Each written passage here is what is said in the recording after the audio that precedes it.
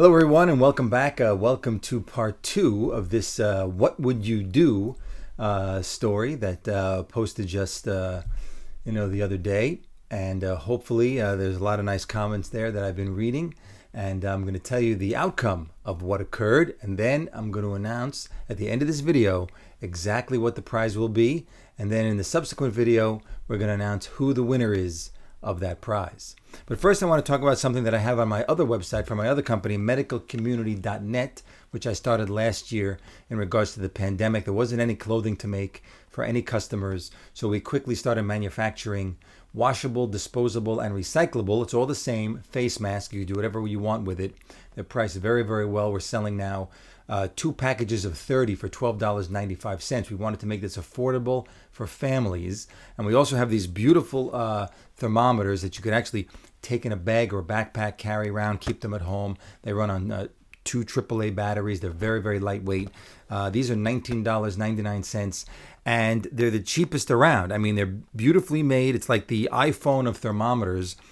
It changes colors based on the temperature. You have 3 different types. You have a green for normal, yellow for so-so, and then red, you got a problem.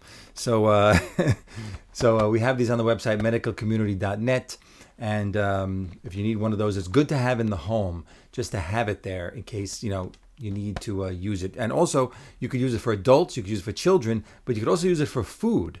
You could point this at coffee or at tea or at soup, something that's really hot, and say, oh, I can't touch that yet. I got to wait till it cools off. So some people use it for food as well.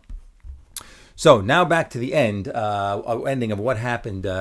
We left myself in the store talking to a gentleman who wanted to exchange his Hugo Boss shirt that he said he bought in my other store, which was also on Madison Avenue, but it was like 6 blocks away, both on Madison Avenue. One was on 51st Street, one was on 44th Street. I was on 51st in Madison that day, right across the street from the Palace Hotel, if you know the Palace Hotel. So anyway, he shows me that he has the medium, and he wanted a large. And I said, well, he said his mother bought him the shirt as a gift. So I said, well, can I take a look at that shirt for a second? So he hands me the medium. So now I have both shirts in my hands. I didn't want him holding the other shirt because I knew something was wrong. I wanted to make sure I had that shirt in my possession. So now I'm holding both shirts. I'm holding the medium and the large. So I said, well, can you show me the receipt? And I told you before, he said, no, there's no receipt. I said, well, if you don't have the receipt, I can't really give you another shirt. Because really what happened, and I'm going to tell you this at the very end, he can't produce a receipt. I can't make an exchange. I said, well, why don't you come back and give me the receipt, or you can call your mother on the phone and maybe she has the receipt number. I could look it up here in our computer in this store and see, exactly when she bought it. And he said, why? You think I'm trying to get something from you? So right away, he got a little belligerent in the store. He got nervous thinking that I'm already on to him, that actually what he did was when I wasn't looking, he took a shirt off the shelf.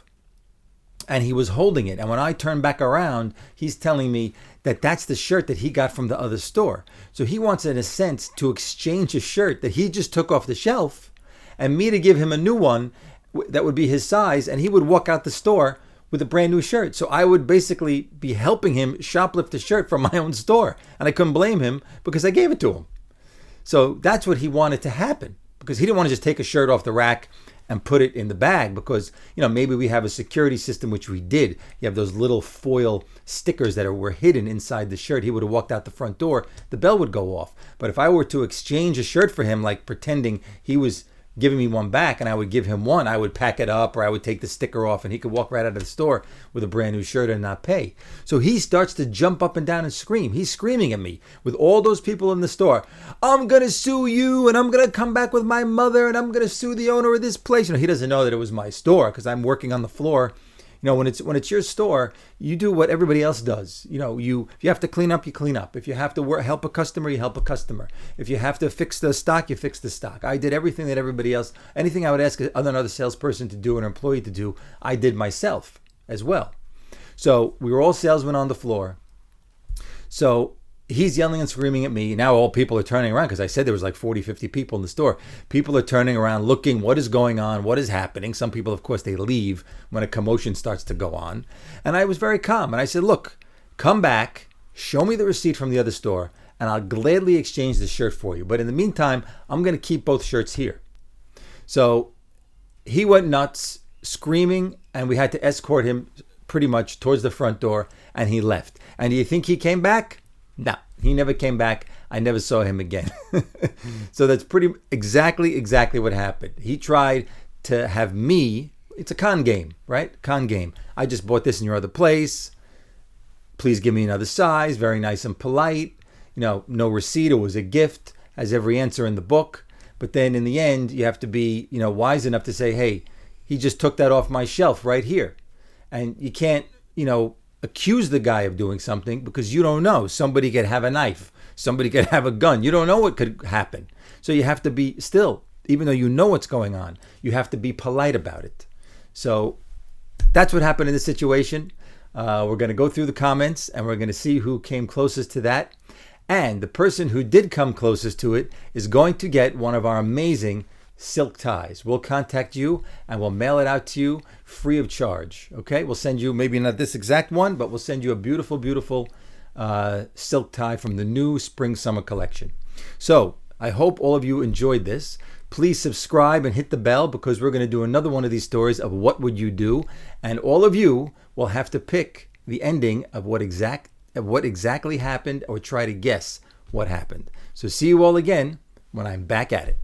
Welcome back, everybody. So how's everybody doing? So you just watched the conclusion, part 2 of exactly what happened in the situation with the person who came in, took a shirt off the shelf saying that was a shirt from the other store and tried to exchange it, trying to pass off that first shirt as his own as a gift and trying to get his correct size and just walk out the store. So we have 2 people who sort of guessed right on what was going to happen. In the comments, we have Mr. 08 and Salty Gamer. So we're going to contact Mr.